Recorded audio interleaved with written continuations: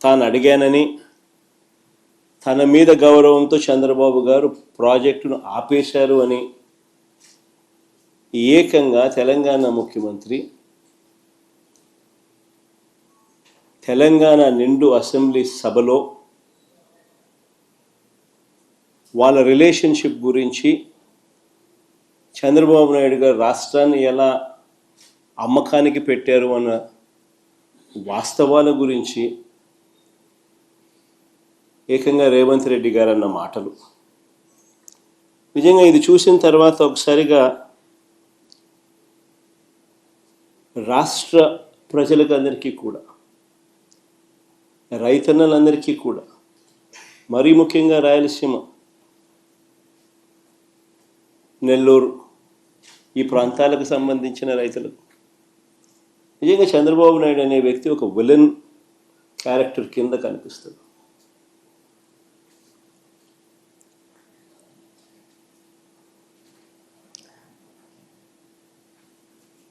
ఆ కుర్చీలో చంద్రబాబు నాయుడు గారు ముఖ్యమంత్రిగా కొనసాగుతూ తన సొంత రాష్ట్రాన్ని ఏ రకంగా తాకట్టు పెట్టాడు,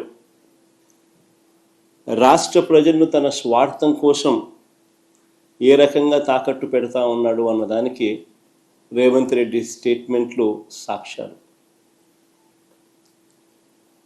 నిజంగా బహుశా భారతదేశ చరిత్రలో ఇలాంటి చరిత్రహీనుడు బహుశా ఎవరు ఉండకపోయి ఉండొచ్చు.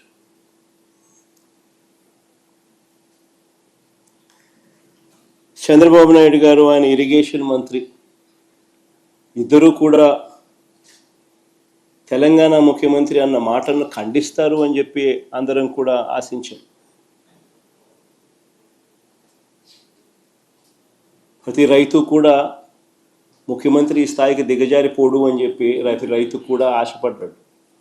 కానీ ఆశ్చర్యం ఏమిటి అంటే, చంద్రబాబు నాయుడు గారు తన ఇరిగేషన్ మంత్రితో తాను మాట్లాడించిన మాటలు, చంద్రబాబు నాయుడు గారు మాట్లాడుతూ ఉన్న మాటలు చూస్తే, రాయలసీమ లిఫ్ట్ ఇరిగేషన్ స్కీమ్ అవసరం లేదు అంటూ వీళ్ళు మాట్లాడుతూ ఉన్న మాటలు చూస్తే, రేవంత్ రెడ్డితో చంద్రబాబు నాయుడు గారికి ఉన్న రహస్య ఒప్పందానికి అధికార ముద్ర వేసినట్టే. కరెక్ట్గా రేవంత్ రెడ్డి కూడా ఇదే మాటలే మాట్లాడాడు. చంద్రబాబు నాయుడు కూడా, ఆయన మంత్రి కూడా రాయలసీమ లిఫ్ట్ అవసరం లేదు అని అంటూ చంద్రబాబు నాయుడు బరి తెగించి మాట్లాడడం కూడా వాళ్ళిద్దరి మధ్య జరిగిన ఒప్పందానికి ఆమోద ముద్ర వేసినట్టే,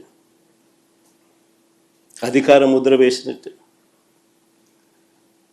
స్వలాభం కోసం ప్రజలకు ఎంతటి ద్రోహమైనా కూడా, ఎంతటి మోసమైనా చేయడానికి చంద్రబాబు నాయుడు అనే వ్యక్తి వెనకాడడు. తన స్వార్థం కోసం పిల్లనిచ్చిన మామను, ఎన్టీ రామారావునైనా వెన్నుపోటు పొడుస్తాడు. తన స్వార్థం కోసం చంద్రబాబు నాయుడు జన్మనిచ్చిన సీమను కూడా ఏమాత్రం హెసిటేట్ చేయకుండా వెన్నుపోటు పొడుస్తాడు.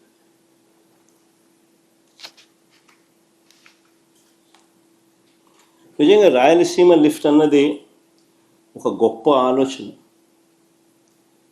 ఒక గొప్ప ఉద్దేశం ఈ రాయలసీమ లిఫ్ట్ ప్రాజెక్టు వెనకాల ఉన్నమాట. కరువు కోరల్లో చిక్కుకొని ఉన్న రాయలసీమ ప్రాంతం,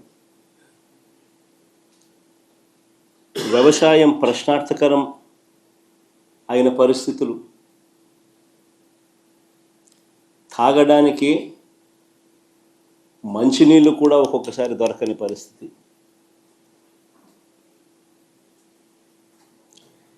ఇలాంటి ప్రాంతానికి ఈ రాయలసీమ లిఫ్ట్ అన్నది ఒక ఇన్సూరెన్స్ పాలసీ మాదిరి.